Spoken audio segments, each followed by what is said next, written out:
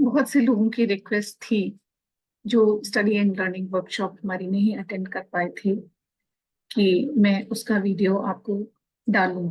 मेरे पास क्योंकि recording available नहीं थी, इसलिए मैं इसका वीडियो फिर से बना करके आप सब लोगों के हित में डाल रही हूँ। I am Rajni Kansal, I am a holistic healer and I use different modalities for healing a person. We heal a person, not a disease. So as a whole, we take a person. तो आज हम बात करेंगे कि bachelor remedies के द्वारा कैसे हम स्टूडेंट्स को उनकी स्टडीज में हेल्प कर सकते हैं। सबसे पहली समस्या आती है कि आपका बच्चा पढ़ना ही नहीं चाहता है। When the parents feel this problem that the child does not want to study, they are in a fix. At that time they have to find out the reason of this condition, why the child does not want to study due to inner restlessness. अगर inner restlessness के कारण है तो हम उसे chestnut bird दे सकते हैं। अब आप सोचेंगे कि बच्चे को किस बात की रेस्टलेसनेस होगी, लेकिन उसके मन में भी बहुत सारी जिज्ञासाएं होती हैं और बहुत सारी चीजों को लेकर के उसे रेस्टलेसनेस होती है। फैमिली इश्यूज हो सकते हैं, कई बार सेपरेटेड फैमिली है तो उसमें इश्यूज हो सकते हैं, या और भी कोई बहुत छोटे छोटे कारण की वजह से भी वो रेस्टलेस हो सकता है।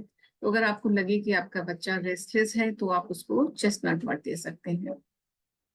और अगर उसे पढ़ने का कोई मोटिवेशन ही नहीं है, वो पढ़ना ही नहीं चाहता, हर समय खेलना चाहता है, बहुत छोटा बच्चा है, तो आप वाइल्ड ओट दे सकते हैं। और अगर बड़ा बच्चा भी इसी तरह से बिहेव कर रहा है, वो 7वीं 8वीं क्लास में 10वीं क्लास में आ गया है, लेकिन फिर भी वो पढ़ने में उसका कोई इंटरेस्ट नहीं बन पा रहा है, उसके उसके दिमाग में कुछ पढ़ाई की इम्पोर्टेंस नहीं आ पा रही है, तो आप उसको वाइल्ड ओट दे सकते हैं, जो उसको एक डायरेक्शन देगी उसके जीवन में कि किस प्रकार से उसको क्या करना चाहिए अपने जीवन में। और जब वो कुछ भी करने के लिए डिसाइड कर लेगा तो फिर वो पढ़ाई करने की तरफ उसका रुझान अपने आप होने लगेगा। Lack of confidence can also be a reason. So अगर बच्चे में बहुत ज्यादा लैक ऑफ कॉन्फिडेंस होता है, उसे लगता ही नहीं है कि वो ठीक से परफॉर्म कर सकता है, उसको मुझसे कुछ समझ में नहीं आ रहा है, तो उसे लगता है कि दूसरे बच्चों को ज्यादा समझ में आ रहा है, मैं नहीं कर पाता हूँ, और थोड़े सा भी कुछ गलत होता है उससे फ्रस्ट्रेट हो जाता है, तो हम उसको लार्ज देंगे। तो आप देख रहे हैं कि एक ही रीजन की सेवरल रेमेडीज हैं, बिकॉज बैचलर रेमेडीज जो है वो हमारे इमोशंस पर काम करती हैं। तो हमें इमोशंस को समझना होगा कि हमारा बच्चा किस कारण से पढ़ाई में इंटरेस्ट नहीं ले रहा है। नेक्स्ट है कि उसका थोड़ा इंटरेस्ट तो बन रहा है, लेकिन फिर भी child is not attentive when the teacher is teaching और the parents are teaching, the child is not at all interested in studies. तब भी हमें उसके रीजंस ही फाइंड आउट करने होंगे कि वो अटेंटिव क्यों नहीं है। ड्यू टू एब्सेंट माइंडेडनेस, उसका दिमाग उसमें लग ही नहीं रहा है, उसका दिमाग कहीं और रहता है और बहुत सारी चीजें उसके दिमाग में घूमती रहती हैं। तो या फिर वो डे ड्रीमिंग करता है कि मेरे पढ़ाई में अच्छे नंबर आ जाएंगे तो मम्मी मुझे साइकिल दिलवा देंगी और फिर पापा मुझे ये दिलवा देंगे। अगर इस तरह के कुछ विचार उसके दिमाग में चलते रहते हैं तो फिर जो है हम क्लेमेटिस का यूज करेंगे एब्सेंट माइंडेडनेस के लिए, क्लेमेटिस। और अगर वो बिल्कुल बोर हो चुका है स्टडीज से, इसलिए नहीं अटेंटिव है, उसको समझ ही में नहीं आ रहा है, या वो बहुत ज्यादा पढ़ पढ़ के थक गया है, तो फिर हम उसको वॉलनट एंड ओलिव देंगे। उस बच्चे को हम वॉलनट एंड ओलिव देंगे। And we can add larch, because confidence भी लो हो जाता है कई बार। तो अगर हमें लग रहा है कि कॉन्फिडेंस भी लो है तो we can add large along with these remedies. So at the most you can give 5 remedies at a time. तो हम इससे बड़ा कॉम्बिनेशन नहीं बनाएंगे, कोशिश करेंगे कि 1 या 2 रेमेडीज के साथ ही हम अपने बच्चे को टैकल कर लें। अब ये सारी चीजें भी अगर ठीक हो जाती हैं, उसके बाद भी कंसंट्रेशन प्रॉब्लम आ सकती है। His mind drifts in the future और इन द पास्ट। अगर वो बहुत पास्ट के बारे में सोच रहा है पिछली बार नंबर अच्छे नहीं आए थे, अब मैं कितनी भी मेहनत कर लूं अब मेरे कैसे अच्छे आएंगे। अगर इस तरह के विचार उसके दिमाग में आ रहे हैं तो हम उसे हनी सत्य देंगे। और अगर वो भविष्य को सोच करके कि मैंने तो बहुत पढ़ाई कर ली है और मेरे तो अच्छे ही नंबर आने वाले हैं, और फिर जब अच्छे नंबर आ जाएंगे तो मैं ये करूंगा वो करूंगा, या वो भविष्य को सोच करके परेशान हो रहे हैं कि मैंने पढ़ाई तो बहुत की है लेकिन फिर भी अगर अच्छे नंबर नहीं आए, तो ऐसे केस में हम क्लेमेटिस देंगे। और not to get bored while studying, जिस समय वो पढ़ाई कर रहा है उस समय वो बोरियत ना हो। अगर उसे बोरियत होने लगेगी तो फिर कंसंट्रेशन नहीं होगा। तो अगर उसको बोर हो जाता है, वो उसने काफी पढ़ाई कर ली है, जिम्मेदार स्टूडेंट है कि नोज की उसको पढ़ाई करनी है, और उसके बावजूद अगर वो नहीं पढ़ाई में उसका मन लग रहा है, तो हम उसको ओक देंगे क्योंकि वो पढ़ते पढ़ते थक गया है, तो इसलिए उसको ओक का प्रयोग करेंगे। नेक्स्ट है, अगर बच्चा पढ़ने भी बैठ गया है, कंसंट्रेशन भी हो रहा है, लेकिन फिर भी उसको सब्जेक्ट ही समझ में नहीं आ रहा है, उसकी अंडरस्टैंडिंग ही नहीं बन रही है उस सब पर्टिकुलर सब्जेक्ट के लिए, he cannot grasp the subject, he is not able to comprehend, तो इन दैट केस हम उसको वॉलनट देंगे। वॉलनट जो है उसकी ओल्ड टाइज को ब्रेक करेगी, पुराने जो उसके विचार चल रहे हैं उसके दिमाग में उसको खत्म करेगी और नई चीज की शुरुआत करेगा वो, और पढ़ाई में उसका मन लगेगा। To understand and grasp the subject in a better way, मतलब वो पढ़ भी रहा है, समझ में भी उसको आ रहा है, थोड़ा थोड़ा समझ आ रहा है, थोड़ा थोड़ा नहीं आ रहा। कई बार बच्चे कहते हैं कि I understand the subject but not in the depth what he wants. तो अगर उसको पूरी तरह से सब्जेक्ट समझ में नहीं आ रहा है तो फिर अगेन हम उसको ओक देंगे, क्योंकि वो बहुत ही ज्यादा लगा हुआ है लेकिन जितना उसकी अपने से एक्सपेक्टेशन है वो फुलफिल नहीं हो पा रही, तो हम उसको ओक देंगे। और कोई सब्जेक्ट अगर बच्चे को बहुत ज्यादा टफ लगता है, कोई पर्टिकुलर सब्जेक्ट बच्चे को बहुत टफ लगता है और वो उसको नहीं समझ पा रहा है, तो इन दैट केस उस सब्जेक्ट को पढ़ने बैठने से पहले उसको एक डोज मस्टर्ड की दे दें, तो उसे वो सब्जेक्ट समझ में आने लगेगा। अगर आपका बच्चा स्लो लर्नर है, किसी भी कारण से उसे देर में समझ में आता है, तो हम फिर अगेन चेस्टनट बट देंगे। Chestnut but can also be given case of uh, in case you want to increase the level of concentration, then also you can give chestnut bud। तो chestnut bud का पढ़ाई में बहुत अच्छा संबंध है। तो ये this is one of the remedies जो कि हम देते ही हैं यूजुअली। अगर बच्चे की मेमोरी वीक है, उसकी मेमोरी कमजोर है, याद करता है लेकिन भूल जाता है, उसे समझ में सब आ जाता है, याद भी हो जाता है एक बार लेकिन वो भूल जाता है, तो हम उसे व्हाइट चेस्टनट देंगे। उसका रीजन कई बार ये होता है कि वो उसके दिमाग में बहुत सारी चीजें चल रही हैं, बहुत सारे सब्जेक्ट चल रहे हैं, तो उसका दिमाग इतना कंफ्यूज हो जाता है उसमें। तो व्हाइट चेस्टनट देने से उसका ब्रेन को रेस्ट मिलता है और जो उसने याद किया है वो उसे आगे भी याद रहता है। If the child becomes blank while writing the answer sheet, in that case also, for the same reason, we will give white chestnut।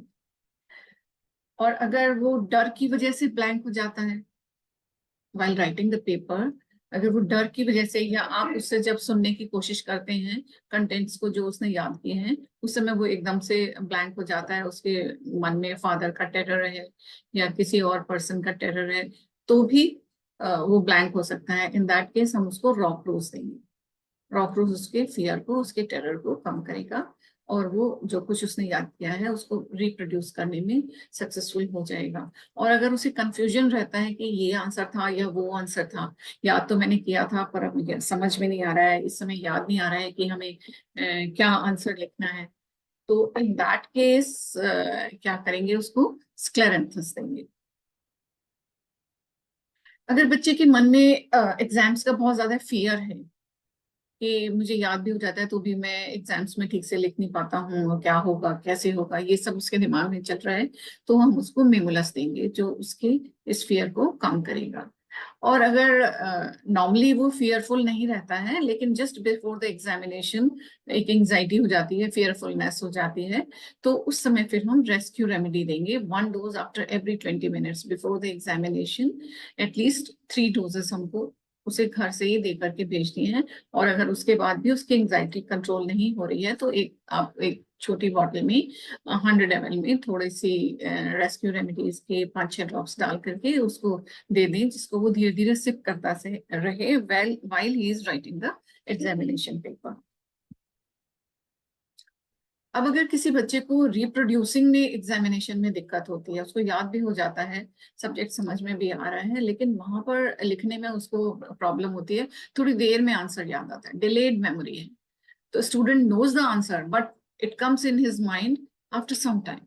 तो इतना टाइम नहीं होता है एग्जामिनेशन में कि हम बहुत देर तक वो पहले आंसर को सोचे और फिर लिखे। तो इन दैट केस हम स्क्लेरेंथस अगर उसको देंगे तो उसके दिमाग में बिल्कुल क्लियर होगा, आंसर एकदम क्लियर होगा कि मुझे ये लिखना है, और तुरंत ही उसको आंसर याद आ जाएगा। If the student tends to skip words or letters while writing the answers, कभी कभी दिमाग में बहुत जल्दी होती है बच्चे के कि बहुत सारा मुझे लिखना है, और वो आंसर लिखते समय कुछ लेटर्स छूट जाते हैं, कोई वर्ड्स छूट जाते हैं उसके, तो इन दैट केस उसको हम इम्पेटियंस देंगे। तो हमें सिलेक्ट करनी है रेमेडीज, आपको सिलेक्ट करनी है कि आपके बच्चे को क्या प्रॉब्लम आ रही है, उसको समझना होगा और उसके बाद उसको रेमेडी देनी होगी। और कोई बच्चा अगर रात को जाग के पढ़ना चाहता है लेकिन उसे नींद आ जाती है, बहुत से बच्चे हैं आजकल जो रात में ही पढ़ते हैं, दिन में पढ़ना ही नहीं चाहते हैं, रात में जब वो पढ़ने बैठते हैं तो देर तक 12, 1, 2, 3 बजे तक पढ़ना चाहते हैं। तो इन दैट केस आप उसको क्लेमेटिस और चेरी प्लम दे सकते हैं, जिससे कि उसको अपने ऊपर कंट्रोल आएगा और वो देर तक जाग करके स्टडीज कर सकेगा। आफ्टर एवरी आवर उसको एक सिप अपने ग्लास में से लेना है, जिस ग्लास में आपने 4 ड्रॉप्स क्लेमेटिस और चेरी प्लम की डाल के उसके साथ रख दिया है उसके स्टडी टेबल।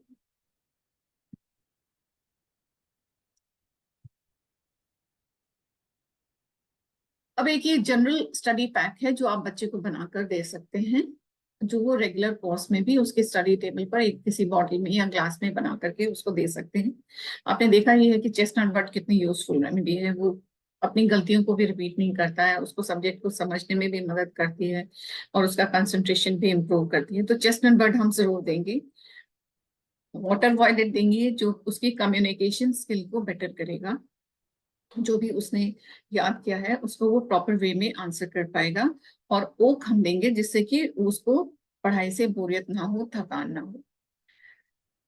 और 1 dose of hornbeam to help mental fatigue, अगर कभी उसको बहुत थकान लगती है और वो पढ़ना नहीं चाह रहा है किसी कारण से कि बहुत थक गया हूँ, तो हम उसको 1 डोज हॉर्नबीम की दे सकते हैं। एक 1 dose means 4 drops in some water. I'm talking about the diluted medicines which are available in Indian market. So 1 dose separately to understand any subject considered tough by the students. एक और आपको समझते हैं कि अगर कोई सब्जेक्ट बच्चे का है कि जिसको वो बहुत कठिन उसको लगता है, तो उसको पढ़ते समय आप उसको 1 डोज मस्टर्ड की दे दें, या मॉर्निंग में 1 डोज मस्टर्ड की दे दें, थोड़ी देर बाद 1 डोज हॉर्नबीम की दे दें, और कंटिन्यूअसली वो chestnut bud, water violet and oak का कॉम्बिनेशन ले सकता है व्हाइल स्टडीइंग फॉर एग्जामिनेशन। अब ऐसे में जबकि पेरेंट्स अपने बच्चों के साथ लगे हुए हैं और they are not getting satisfied with their childrens studies, उनको जब तक उनके भी एंजाइटी लेवल उतना ही हाई रहता है जैसे कि बच्चों का रहता है, और कई बार पेरेंट्स अपने एंजाइटी लेवल की वजह से भी बच्चों की पढ़ाई में हिंड्रेंस पैदा करते हैं, उनको बार बार टोकते हैं, तुम ठीक से पढ़ नहीं रहे हो, तुमने कम पढ़ाई करी है, और इस तरह से करो, उस तरह से करो। तो at the time of examination parents को जो है हाइपर नहीं होना है, वो जैसे भी बच्चा कर रहा है उसकी पढ़ाई में उसका सहयोग करना है, उसको डांटना नहीं है, उसके ऊपर जबरदस्ती बहुत ज्यादा स्ट्रिक्ट नहीं होना है, थोड़े टाइम के लिए वो उठ के टहल भी आए, थोड़ा सा फ्रेश भी हो ले। तो ये सारी चीजों का भी आपको साथ में ध्यान रखना है, और आपकी भी एंजाइटी लेवल कंट्रोल में रहेगी अगर आप इम्पेटियंस और चेरी प्लम का यूज करेंगे। आप पेशेंट रहेंगे about the child, and cherry plum भी आपको अपने इमोशंस पे कंट्रोल करने में हेल्प करेगी। और अगर आपका बच्चा स्लो लर्नर है तो आप चेस्टनट बर्ड भी ले लें, आप खुद भी ले लें, क्योंकि हम भी बार बार वही मिस्टेक्स करते हैं। बच्चे को भी दें और आप खुद भी ले सकते हैं, क्योंकि बच्चों के भविष्य को लेकर हम इतनी ज्यादा चिंता करते हैं कि हम खुद भी गलती कर देते हैं ऐसे में, कि बार बार डांटने की, जिससे कि बच्चा अगर करता भी होता है तो नहीं कर पाता है। Thank you for very much. I hope आपको ये वीडियो पसंद आएगा और आप इसका पूरा लाभ उठा सकेंगे। आगे भी अपने मित्रों को और लोगों को फॉरवर्ड करें। अगर आपको ये वीडियो पसंद आया है तो मेरे चैनल को लाइक, शेयर और सब्सक्राइब जरूर करें, मेरी आपसे रिक्वेस्ट है। Thank you very much.